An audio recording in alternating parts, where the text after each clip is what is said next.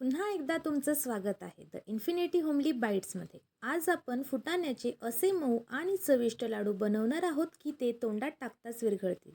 सुरुवातीला एका बाउलमध्ये फुटाणे घ्या आणि त्याची साल काढून घ्या.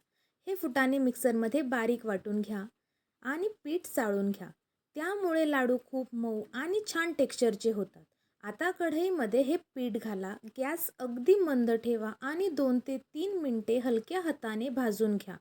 आता त्यात अर्धा वाटी तूप घाला आणि सतत हलवत 5 ते 10 मिनिटे भाजत राहा, जोपर्यंत रंग छान सोनेरी होत नाही. मंद आचेवर भाजणं खूप महत्त्वाचं आहे, नाहीतर पीठ पटकन जळू शकतं आणि चव बदलते.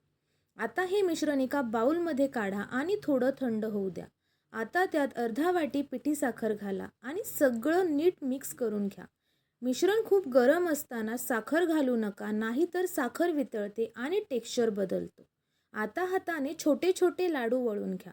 आता आपले मऊ आणि चविष्ट लाडू तयार आहेत.